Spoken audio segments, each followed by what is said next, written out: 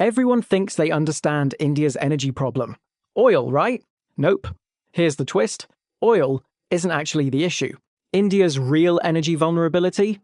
It's natural gas. And most people have absolutely no idea. India imports about 88% of its crude, and yes, a huge portion of that flows right through the Strait of Hormuz. Oil is a global commodity. If one supplier disappears, another steps in. Back in 2022, when the West sanctioned Russian oil, what did India do? It simply pivoted, buying Russian crude instead, and at a massive discount. In recent years, India has dramatically expanded its pool of energy suppliers, with Russia emerging, almost overnight, as its single largest source of oil. Today, India's crude comes from everywhere: Russia, Iraq, Saudi Arabia, the UAE, the US, Brazil, Nigeria. And that list? It just keeps growing.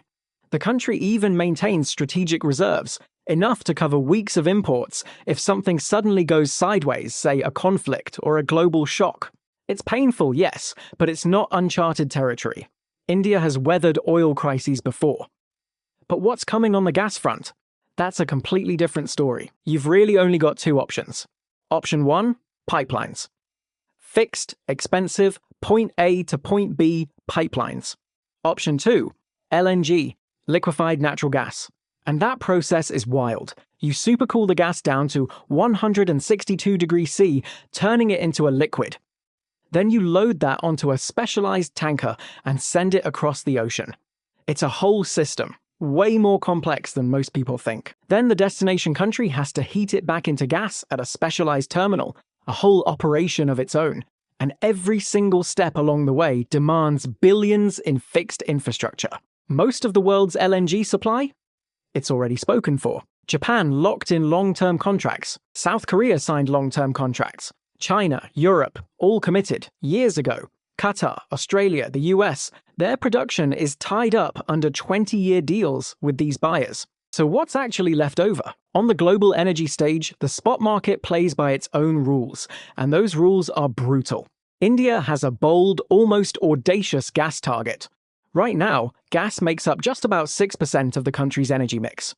But by 2030, the goal is 15%. That's not a jump, it's a leap. A massive one. Here's the catch. India simply can't produce enough gas at home. Fertilizers, power plants, city gas networks, CNG vehicles, factories, every single one of these sectors is expanding at breakneck speed. So the country has to import. India is stepping into a global market where the long-term LNG supply is already spoken for by wealthier nations, and the spot market often turns into a bidding war it just can't win. Its rivals, Japan, Korea, Europe, all come with deeper pockets and stronger purchasing power. Every time the world needs gas more than India does, India loses. So here's the real picture.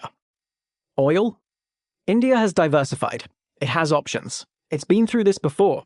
It's a price risk, not a survival risk. Gas? Completely different story. India is walking straight into a tighter, less flexible, more expensive market right as its own demand is about to explode.